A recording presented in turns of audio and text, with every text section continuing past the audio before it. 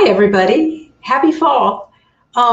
Today, I want to welcome you to this Facebook Live. I'm Patty Dorito. I am a licensed professional counselor, founder and owner of Holistic Healing Atlanta. I'm also certified in treating trauma with quantum neuro reset therapy and balancing genetics with holistic methylation. And these methods allow me to incorporate the body, the mind, and the soul into my practice, which allows for holistic wellness and healing. So tonight's show is on grief. And grief is a very intense feeling of sadness or sorrow. It's generally brought on by the loss of something or someone adjusting to a new normal. It could be like retirement or a job loss as well as like a death. And we know that we'll all die at some point, but how do we navigate being left? How do we minimize the pain, or can we? What steps can we take to help? And then besides death, what are other times we grieve? And where does resiliency come in? In this session, we'll discuss the stages of grief, why everybody grieves differently, and what happens to the body during grieving, and things that we can do to help ourselves. We all experience death and loss. No one can escape it. It's part of our humanity. Now, as a Christian, I believe in eternity with God, but we still have to deal with the very human parts of ourselves, and that's grief and intense sadness. Tonight, I have a very special guest who specializes in grief.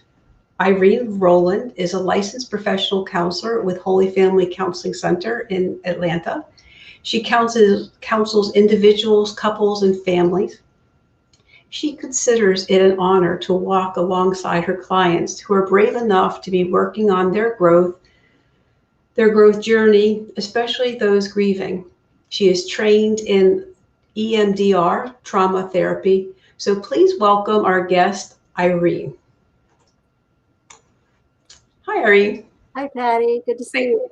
Thanks for coming. Thank you. Appreciate you inviting me. Yeah. So, Irene, why don't you start with how did you end up working in grief? You do a lot of other things, and so I want people to know that, but how did grief become kind of your niche? So as a therapist, I see a lot of clients who are struggling, and oftentimes it just happens to be grief. As you mentioned earlier, we all experience grief. But personally, I've experienced a lot of it myself. The three major ones would be my mom passed away 18 years ago, and we lost our 30-year-old son 9 years ago, and then my 47-year-old younger brother 7 years ago. So I bring to the table both the personal and what I've learned from my clients. Right. So how would you describe grief? And what are the types of grief?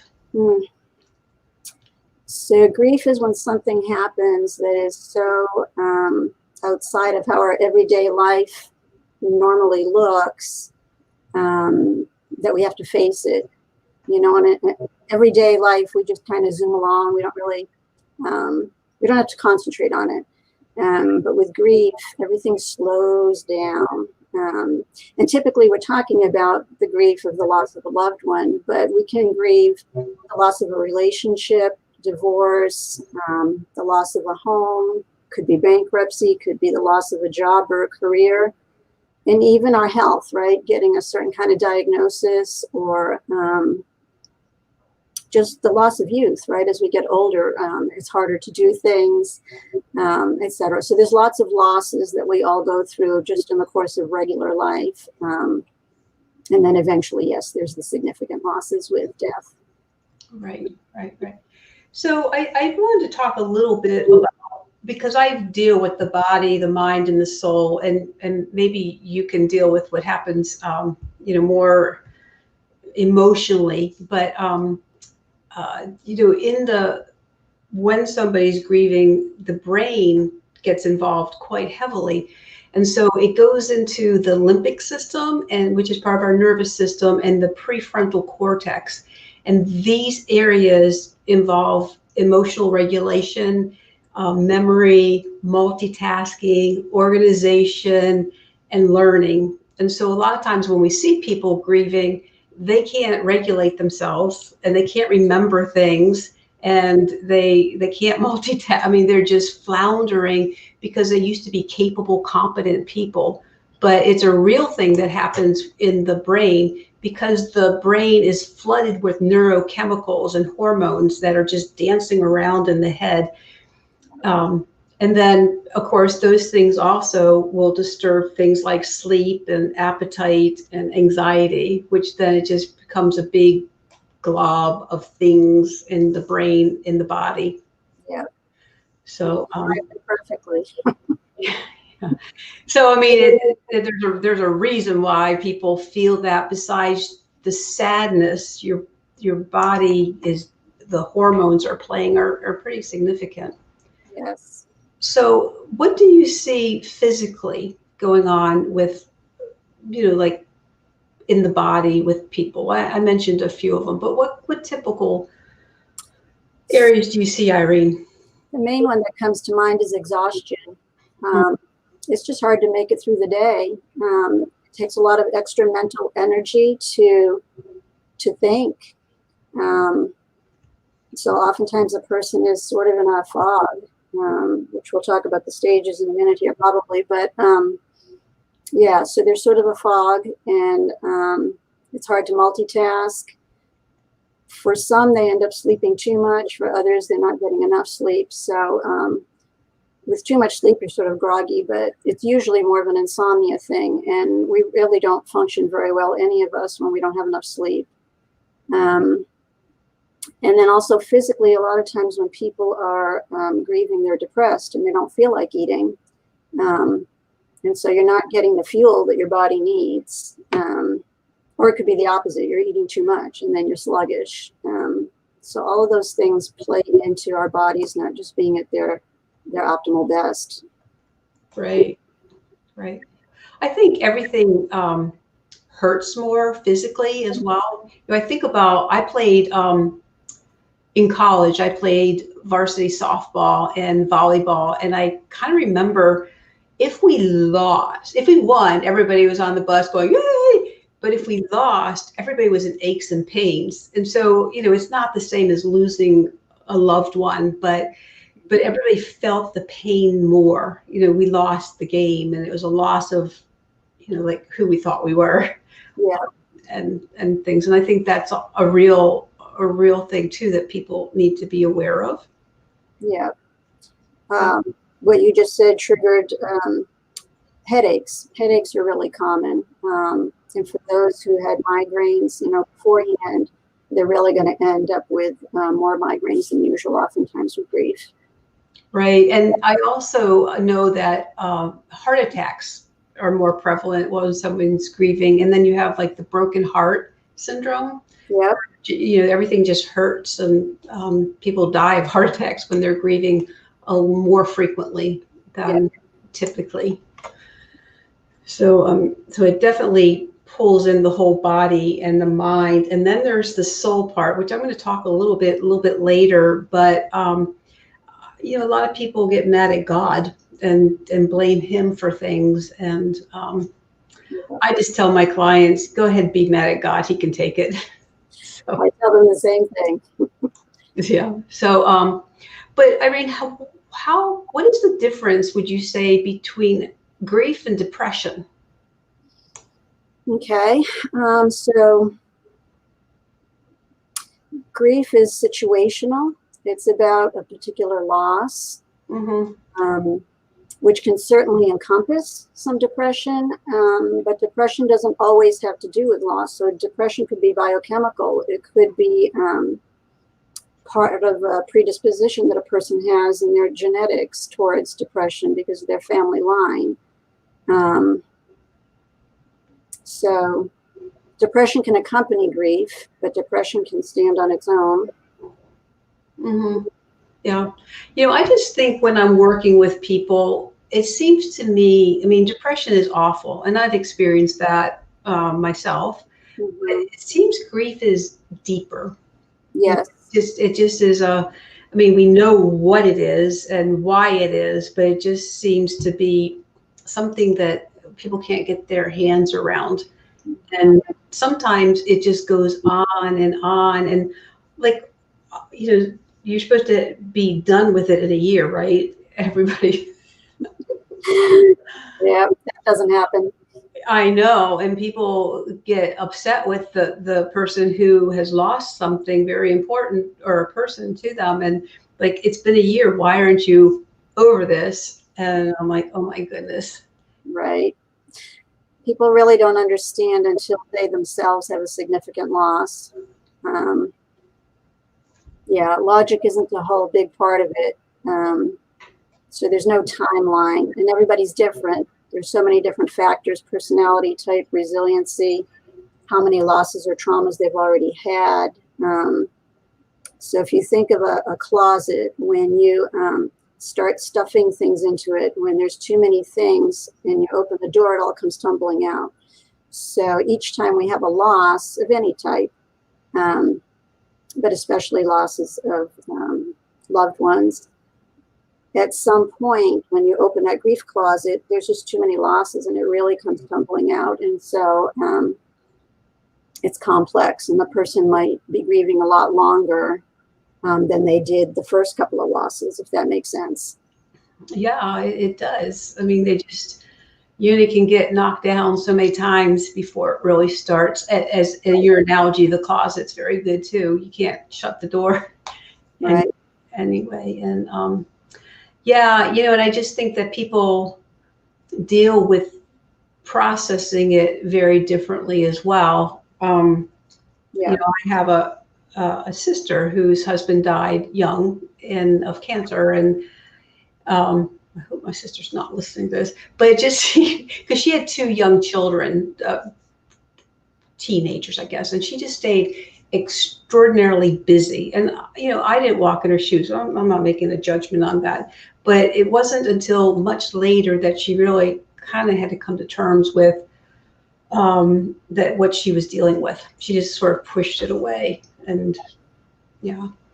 How do you see people numbing themselves? So for some, it's almost what you just described, distraction, right? So really throwing themselves into their job, or if they're a student, school,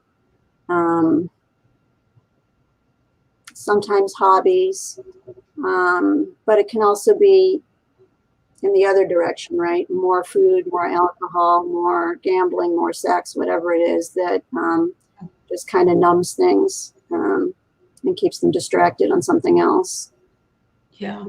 And it's kind of like when I tell people when they're using alcohol or drugs, it's like, well, you know what? You can do it. You can feel better in the moment. But in the morning, you're still got the problem. Right. Now you have a hangover. Right. And a little more inflammation in your body. So. Yeah. Yeah. So what are some things that you recommend to help people? And I'm going to use the word speed along the grief. I'm not sure you can necessarily do that, but I do think there are some things that people can do to help themselves, especially if they find themselves stuck. But I mean, what do you see, Irene? So I would agree that we don't want to speed along the process per se. We want to allow the process to play out, as it were. If we try to speed things up, sometimes we end up in a worse situation. We need to feel what we feel and go through what we need to go through. It's a grief journey. A journey takes time, and it's work. So there's a term, grief work, and it's called that for a reason. It's work. So different things work for different people, but many benefit from therapy. The beauty of therapy is that you're dealing with a non-judgmental person who is not part of what's going on, because eventually family and friends get tired of hearing the same stories, etc., or they're directly involved with the grief. So it's good to have an impartial party to listen. For others, a support group is really helpful. I know when I lost my mom, there's a group called Grief Share, and they have chapters all over the United States. And when you go to their website, you just have to plug in your zip code. And in many areas, there are multiple groups in the area. And the same when I lost our son and my brother, I attended a different support group. So those are helpful. Self-care is always important for all of us, but especially during grief. So to the best of our ability, paying attention to healthy eating. Sugar actually contributes to depression. So we don't want to be eating a bunch of junk food, even if we're feeling like it. And maybe sometimes here or there, there's a day where we need to just have ice cream for our meals or whatever, but we don't want to do that too often. Sleep is important. Yeah. You said something that's really important, Irene, to the best of our ability. Yes. And nobody can make that judgment but the person themselves. And I think that's important, to give ourselves permission. Yes. Say the best to my ability. This is all I can do. Yes. Grief is a time to really practice extending grace to ourselves. And in the case of the people surrounding those who are grieving, for them to extend grace to the person who's grieving, because we're not ourselves. Oftentimes with grief, people don't recognize who they are in the mirror anymore. Their thoughts, their feelings, their actions can be so different from who they know themselves to be. So extending grace. Right. Not taking things personally. Right. So in addition to the things that a person can do, different strokes for different folks, but reading books about grief can be helpful, especially if a person's never experienced it. But also each relationship is different, so each loss can be very different, which can be surprising to a person, thinking that I've already done this, it's so different, but that can be normal. And autobiographical books of people who have gone through grief to see what things helped other people. Journaling is helpful for some. Writing letters to your loved one. I had one client that by the time I started seeing her, she had written day number 400 and something to her husband. She wrote to him every day. And that helped her with her processing. Wow. Yeah. Yeah. So I was going to ask you what you think of the 5 stages of the Kubler-Ross stages of grieving, because that's what that's the correct one, Adriana. Because people think this, and so I just want to get your input, and then so people can hear what an expert says about this. Okay. So Elizabeth Kubler-Ross came up with these stages in her research with people who were terminally ill. So it originally had nothing to do with grieving the loss of a loved one. It had to do with a person grieving their own mortality, knowing that they're terminally ill. And so these stages made sense in that context. For whatever reason, we hung on to this model of the 5 stages of grief. And some of it is accurate, but the third portion there, bargaining, doesn't make much sense. So when a person is terminally ill, they're going to bargain with God. If you can let this cup pass, if this cancer could go into remission, I promise I'll be generous and charitable and wonderful, right? But with the loss of a loved one, there's no bargaining. We can't get the person back. So the 5 stages do have some truth to them. The first is shock, denial, numbness, which is a good thing because it helps people in the beginning to do a beautiful wake and funeral, right? And come up with a nice eulogy and the beautiful posters and videos and all of that. But then that wears off. And then the second stage is anger, which Grief is not linear. People don't always follow these stages in order. Sometimes they skip some of the stages entirely. Sometimes people skip a stage and come back to it. So not everybody experiences anger, but the anger can be against the loved one, you know, how dare you leave me? Or it could be against, you know, others, the nurses, the doctors, etc. Or it could be turned inward, which is depression.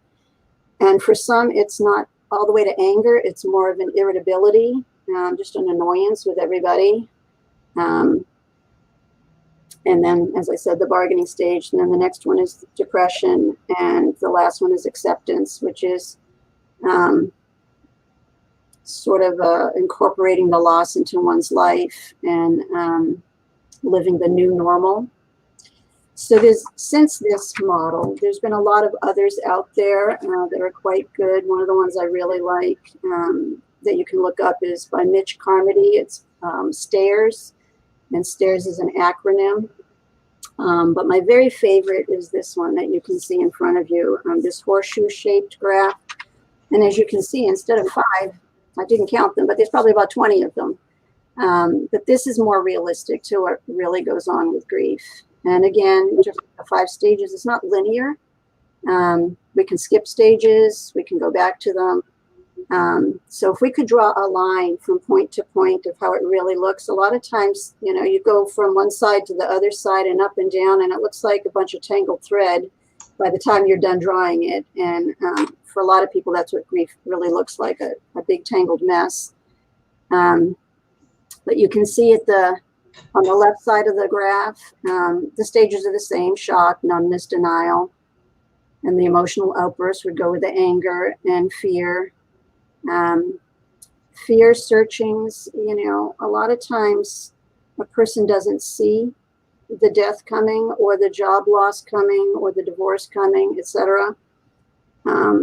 And that really rocks your world. So fear can really come into it, like the world's no longer a safe place. Any bad thing could happen at any time, right? Because this thing happened. So those are really hard stages. And then you see the disorganization, right? The fuzzy thinking, panic, guilt, loneliness, isolation, all of that is at the bottom of the horseshoe, right? So that's the pits. That's the worst part of the whole stages of grief, at the bottom of the horseshoe. And then as you start to come up, you can see their depression and reentry troubles. The reentry troubles, you know, a lot of times we isolate when we're grieving.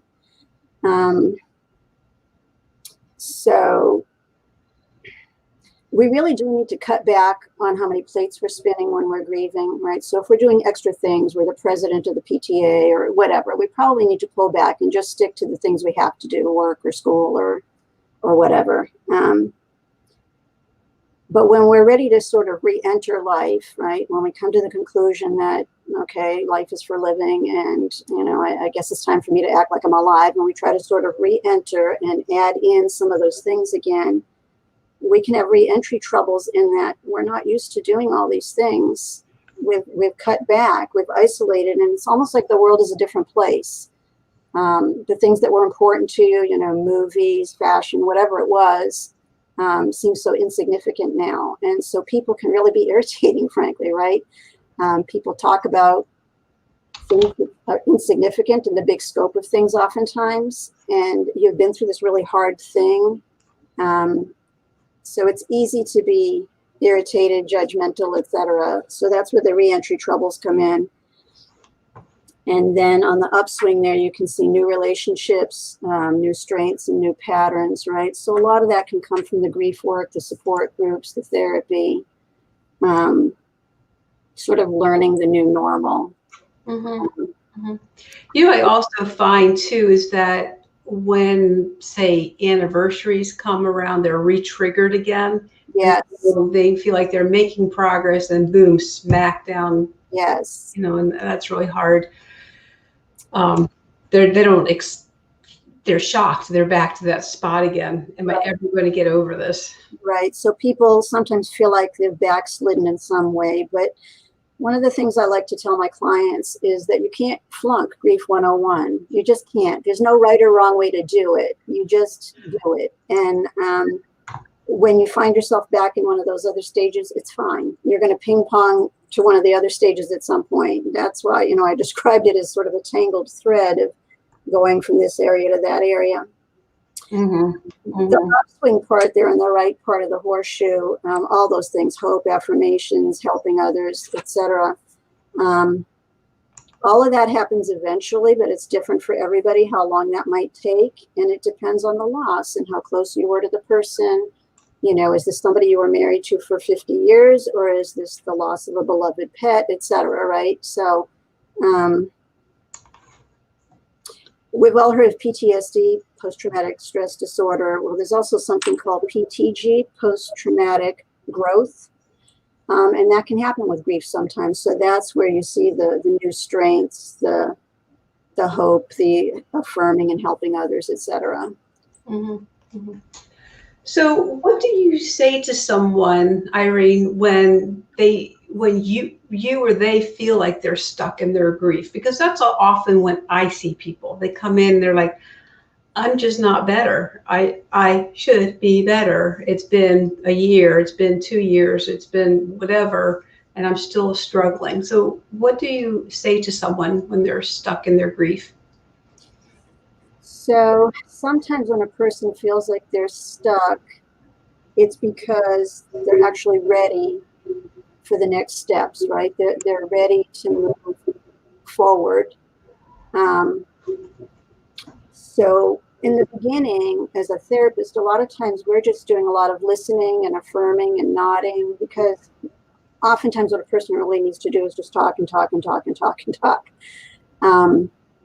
So sometimes when a person says they're feeling stuck, it means they're ready for the action steps, right? They're ready for the, okay, I can face a support group, or okay, I can read a book, or I can journal, or I can go back through and look at those photographs that I have not been willing to look at.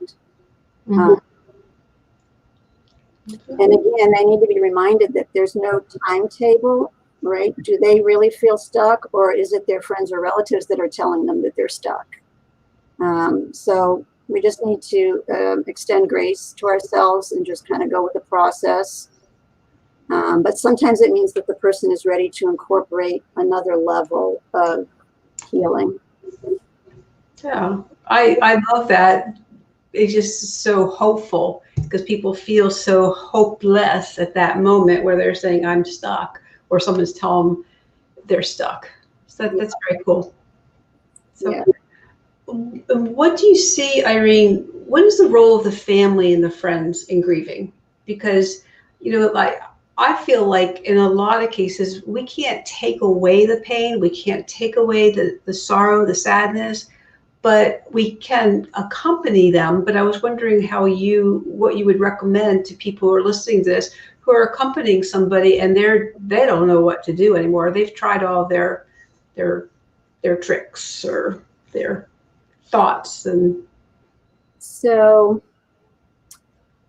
being present and available, I think, is really important. Allowing the person who's grieving to kind of pave the way. So when they let you know, or you detect that they really just kind of want to be left alone, giving them their space. And when they're reaching out to run with it, because, you know, that may not last long, right? So, okay, on this particular day, they're up to talking or up to going out to lunch or whatever. Saying the person's name that was lost is so important, because oftentimes people, they don't want to make the griever upset, or they don't want to make them cry, which is silly, because they haven't forgotten. You know, they know it's right there under the surface at any moment. So we're not sparing others any further sorrow by bringing it up, right? And so those who have lost someone, they want to talk usually. They want to hear their loved one's name. They don't want people to tiptoe around them. But let's say the griever that a person knows doesn't want to talk about it. Well, you want to respect that too. You don't want to push them into something that they're not ready for. But then tangible things. So in the beginning, you know, everybody's bringing a casserole and a plant and all of that. Well, all of that is going to run out, you know, within 3 or 4 weeks. So loved ones and family can continue, right? Every so often, month 6, month 4, or whatever, a nice card in the mail, or bringing over a meal, or if the person has children, right, babysitting, taking them to the park, letting the griever just have some downtime and not having to be a caretaker all the time. Yeah. I think it's important to not say, call me if you need anything. Yes. Because the person who's grieving is most likely not going to reach out and ask for help. So it's like, I'm going to bring a meal over. What day would work best for you? And then they can say, well, I've got casseroles coming for the next month. How about in 6 weeks, or that kind of thing? That is beautiful, because people do want to help, and they will say, you know, call me or let me know what you need, but the person really doesn't know what they need. So we can be creative and think outside of the box. One of the things that I thought was beautiful when we lost our son, one friend, an acquaintance really, instead of bringing a casserole, she brought all the stuff you wouldn't think of. So she said, I know there's going to be, you know, family and friends from out of town and people in and out of your house. So here's toilet paper and napkins and paper plates so you don't have to mess with dishes, and some extra dish towels. And I mean, you name it, she brought it. It wasn't the usual stuff, but it was really helpful. Wow. That's very thinking outside the box. I love it. It is, which reminds me, another thing, especially in the beginning, that is helpful is if a person would be willing to go run errands, you know, pick up groceries, etc. Because oftentimes people who are grieving, they just want to stay in their little nest and not face people, sounds, noise, you know, all of it. Right, right. So, Irene, I know that a lot of people have said stupid things to you. What are some things that you would say, never say this out loud ever? So, all right, anything that starts with at least. At least you had 50 years with your wife. Oh my goodness. Okay, so maybe the person wanted 55 years, right? At least you have other children. Well, awesome, but I still don't have the one that I lost, right? We don't want to hear, so pretty much we don't want to hear anything. Most of us, what we want to hear is, I'm so sorry for your loss. I'll keep you in my prayers. And further on down the line, it's beautiful to hear, I'm still keeping you in my prayers. Pretty much anything else, there's a way for it to go wrong. People will say things like, you know, this must have been God's will, he's going to use this, etc., right? Yuck. You know, yeah, we can't presume to know what God's will is. We'll find out when we get to heaven. And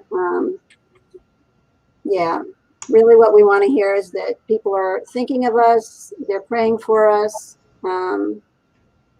This must be so, you know, hard. I'm so sorry for your loss. And then really zip it. Anything else is too much. Right. And I guess also saying, you know, well, I know what you're feeling. I lost my my dog a year ago or something. When you lost your son or brother or mother or spouse. Right. Because nobody walks in your shoes. And the truth is, even amongst grievers, right, and support groups, they'll tell you not to compare your pain. So we understand to some degree each other's pain, but we don't really know each other's pain, right? So sometimes maybe the relationship was not a good one. Maybe this couple was ready for a divorce. There's all this guilt, right, of the mean things that were said, etc. Yeah. So I want to ask you, so what part, it's a two-part question, what part does a person's faith play in this journey? And then what about when somebody wants to blame God for whatever has happened? You know, it's God's fault and I'm mad at God, and you're like, how do you address that? Okay. So as far as faith goes, if a person already had a faith, this is the time to kind of sink in deeper. And that's a beautiful way to help yourself. But sometimes a griever isn't feeling it, right? And they're mad at God, like you said. So I like to tell them, it's okay. He can handle it. And he's not going anywhere. He's going to stay right where he is. We can move away from him, but he's going to be right there ready and waiting when you're ready to go back. Right. So we lost our son on a Friday and we were at Mass on Sunday. So everybody's different, but for me, I needed to continue to be who I was because so much was so different, but that I could control. So for any griever, actually, the Serenity Prayer is awesome, right? Looking at the things that we can control and the things that we can't, and doing something about the things that we have the oomph, the energy to do something about in that moment. And the things that we can't, and sort of the let go and let God, slogan that you hear with AA. Yeah, so faith can play a big part in helping a person, but if a person just isn't feeling it, friends and family don't need to be guilting them into it. God can handle it. When the person's good and ready, they'll find their way back. Okay. So how would you say to our audience, like, how does a person know it's time to see a therapist or get into a support group? Because a lot of times we're independent human beings and we want to do it ourselves. But when is it time to move into saying, I'm not doing this so well, I need help? So if a person is working or is a student and they're basically flunking out, right? If they're just really messing up their job, or they're doing a mess with school, so not functioning with the things that they need to function with, that would be a time to get some extra help. If the person has the luxury that they're not dealing with something like that, they might still be dealing with the fact that they are a mom or a dad, right? And maybe they're not doing such a great job with taking care of little ones or whatever, right? So then that's definitely a time to seek some additional professional assistance because the kids need them, right? It's okay to cry, to mourn, to have your time, but if it's affecting other important areas, or if your health is really declining, right? Those are good signs that it's time to get some extra help. I also think too, like if you're very irritable or explosive or even having suicidal thoughts, Yeah, that's other times to get help as well. yes, yes, yeah. So Irene, do you have any last closing thoughts for our audience tonight? I appreciate you talking and Thank you. being here with me tonight. Well, I had jotted down some notes, so let me see if there's something on here that we didn't get to.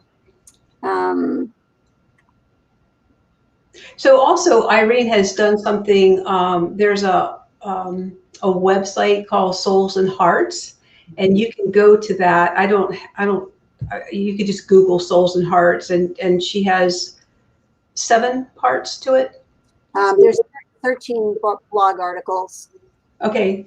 And that also includes a reading list and music list that was also very important to like where do you begin to find what's right for me to read if I even feel like reading. Yes. Oh, yeah. well, here's thank you, Adriana. There's a few here. Yeah. There's also a lot of good online resources. The Grief Toolbox is one of them. If a person's lost a child, whether that's a baby or a 60-year-old child and you're 80 years old, there's a group called the Compassionate Friends International, and they have good stuff on their website, and they have support groups all around the country also. So one of the things that I didn't mention is legacy is really important. So how do we honor our loved ones? Mm. So that can help with the healing process for people too, right? So planting a tree that that you watch, you know, grow, starting a scholarship in your loved one's name. If you have the resources, you know, adding on a hospital wing or a chapel or whatever, or donations to organizations that make sense for what your loved one was going through. When we lost my sister-in-law, it was lymphoma. So it felt good to make a donation to the Lymphoma Society, for instance. Mm-hmm.